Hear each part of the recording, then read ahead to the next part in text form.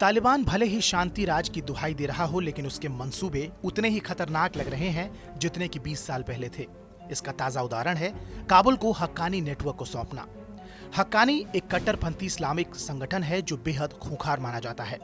Haqqani network की नजदीकियां al Qaeda जैसे आतंकी संगठनों से है और खुद कई घातक हमलों को अंजाम दे चुका है, जिसमें भारतीय दूतावास पर हुए 2 आत्मघाती हमले भी शामिल हैं।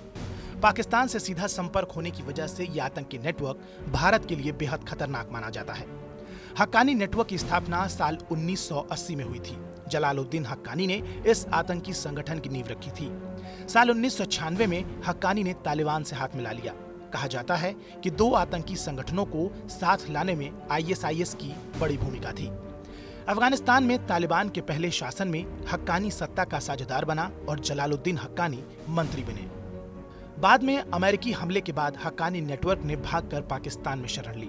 बाद में एक दौर था जब अफगानिस्तान में सरकार के खिलाफ हमलों में तालिबान से ज्यादा हक्कानी नेटवर्क का नाम आता था।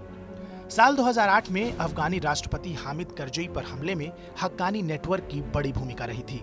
उसी साल भारतीय दूतावास पर भी हक्कानी नेटवर्क का हमला हुआ, जिसमें 6 भारतीय समेत 58 लोग मारे गए थे।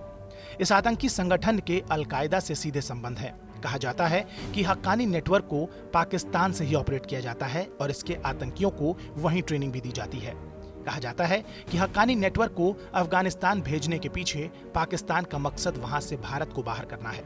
काबुल का शासन तालिबान को सौंपने से एक बात तो साफ हो गई है कि तालिबान ने अफगानिस्तान की धरती का इस्तेमाल दूसरे देशों के खिलाफ न होने देने की जो बात कही थी, वो महज एक दिखावा था। हक्कानी नेटवर्क के मजबूत होने का साफ मतलब है कि तालिबान शासन में पाकिस्तान की पकड़ बढ़ेगी और पाकिस्तान इसका इस्तेमाल भारत के खिलाफ करने की पूरी कोशिश करेगा। जलालुद्दीन हक्कानी की मौत के बाद हक्कानी नेटवर्क की कमान उसके बेटे सिराजुद्दीन के हाथ में है। कहा जाता है कि सिराजुद्दीन अपने बाप से भी ज्यादा खूंखार है। ऐसे में अटकलें ये भी हैं कि तालिबान शासन में सिराजुद्दीन हक्कानी को अफगानिस्तान का उपराष्ट्रपति बनाया जा सकता है। बहरहाल हक्कानी नेटवर्क पर आपकी क्या राय है, हमें कमेंट सेक्शन में जरूर बताएं। साथ ही देश और दुनिया से जुड़ी तमाम बड़ी खबरों की अपडेट्स के लिए सब्सक्राइब करना न भूलें हमारा डिजिटल प्लेटफॉर्म TV9 भारतवर्ष।